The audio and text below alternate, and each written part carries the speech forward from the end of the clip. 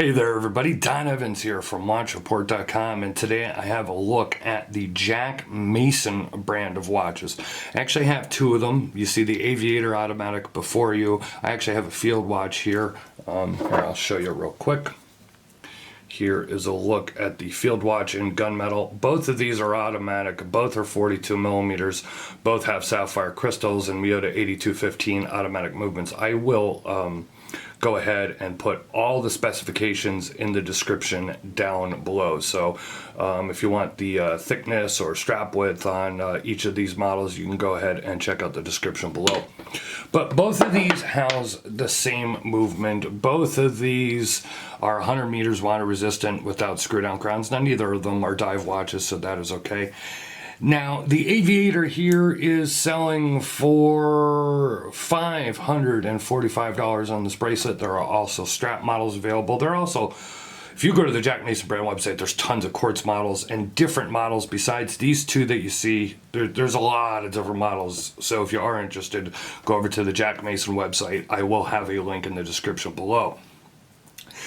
This one's $545. The field watch is $495, so basically $500. Now, I came across these on Instagram. If you're on Instagram or Facebook, you've probably, and you follow watches and you're into watches, you probably have seen these posted. They have a lot of sponsored ads going on, which is how I found them. Reached out to them. They sent these two models for me to check out and review. And unfortunately, the problem here is both these watches, in my opinion, are they're not bad watches or garbage watches, but I liken them more to, say, Spinnaker or Aviate watches. And if they were at that price, this would be a different look at these. These are at that $500 and $550 mark. If you know watches, if you follow this channel, if you follow our website, if you pay attention to any other blog or website out there or whatever, you kind of know what you can get for $545, $550, $600 these days in that same ballpark.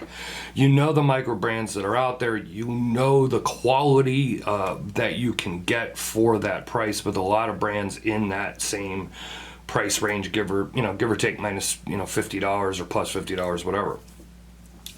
If these were more in the, say, $250, $275 category, I'd say they're pretty good for what they are. Now, even at that price, it's really only fair to say, even at that price, all the brands that I review on here, even at that price, you could take a look and say at the Helm watches, and if you haven't seen my Helm watches review, there was the Vanois 2 and the I can't remember the model name of the other one, but if you take a look at those, one's $275, one's $300, and what you get for that price and the quality of the watch. Now, those are an exception to the rule rather than the norm, because not every day do you come across a watch that offers that much and that quality for that price.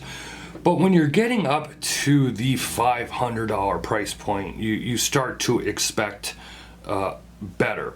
Now, well, Don, you haven't shown us anything. What are you talking about here? Well, here's the thing. First of all, the lume on this one is awful. I mean, just awful.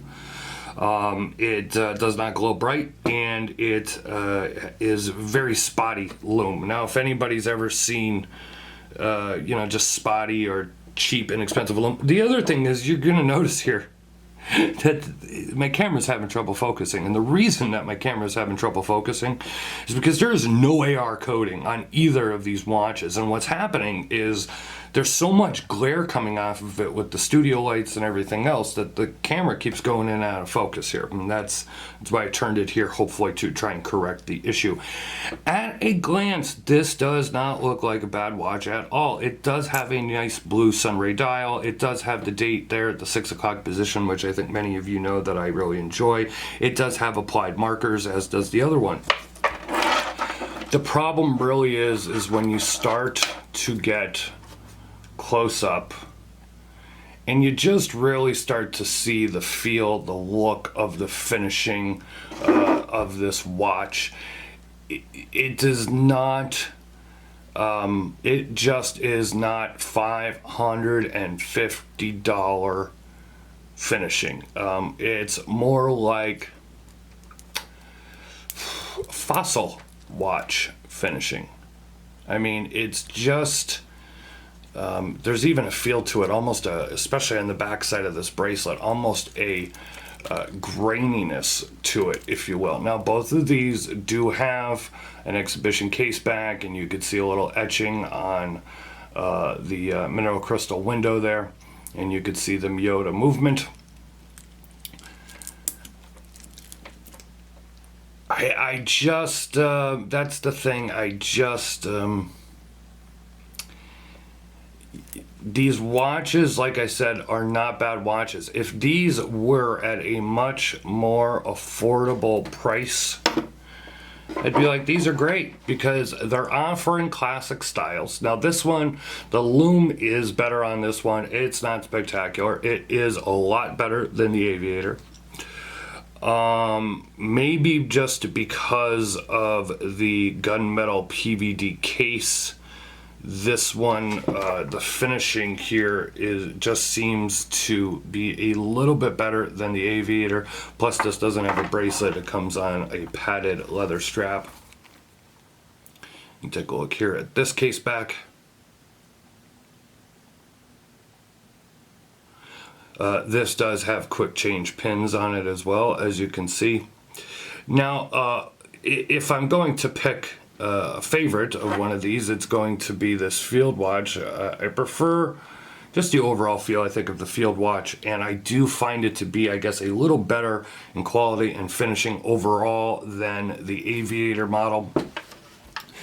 So, you know, it may seem like I'm trying to be harsh, but, you know, that's the thing that I do here at Watch Report. That's what these reviews are supposed to be. This isn't a marketing ad. This isn't a campaign. You know, this is a review. Now, some people, man, they don't like when I'm negative for some reason. And I'm not talking about the brands. I'm talking about the people that are watching this for reviews. And I don't understand why some people are like that, because and hey, maybe you own this, maybe you bought one of these, and that's fine. You felt it was worth it, and there's nothing wrong with that. Based on everything I see, based on all the watches I review and I wear and everything else, these are not $500 watches to me at all. I mean, if this one was like $250, if they were both in the $250 range, I would say not bad for what you're getting, because at least you're getting sapphire crystals and at least you are getting automatic movements. You know, at $500, I'm not sure what they're going. Now they got to have heavy marketing campaign. I'll be honest, I do not know if you could find these at significant discounts. I really did not look. And I apologize for that. I have a lot of reviews to do, and I did not look and see if these can be found either with a coupon code or through another retailer, if you could find these at a significant price difference. All I'll say is that I just don't see the price for what they are. By no means are they bad watches. I just feel that they're severely overpriced, especially in this market, and especially what's available out there today. And that's the thing. I really wouldn't consider Jack Mason a micro brand. You know, they got a lot of models on their site. They seem to have, more than a few employees. I think they are sold at other retailers, at least other online retailers and everything. And, I don't think they're limited in quantity to 50, 100 pieces like a lot of micro brands are. So they're not really a micro brand, and they're more, I guess, of a fashion brand or whatever, but know what you're buying. I would buy these at a very, if you're looking for them, I would buy them at a very heavily discounted price, in my opinion. If you like these styles, there are other watches out there for that price of $500 or $550 where I think that you could do better. I'm going to go ahead here. I'm not going to give you a loom. I'll be honest with you. The loom really won't even show up on camera that well on either one of these. It's just, as I said, it's better on the field than it is on this, but it's not very good in general. I'll go ahead and I'll end this here with a wrist shot. And before I show you the wrist shots on my 7.5 inch wrist, of course, if you like this video, please go ahead and give it a thumbs up. If you are not subscribed, we would appreciate that you hit the subscribe button and hit that notification bell twice, so that way you never miss another upload or review from us. Check us out at watchreport.com as well. And if you're on social media, you could follow us on Instagram, Facebook, and Twitter. Of course, it is at Watch Report. This has been Don Evans with a look at the Jack Mason brand watches, the Aviator and the Field Watch specifically. I hope you guys enjoyed the review, and I hope to see you guys on the next video. Thank you very much.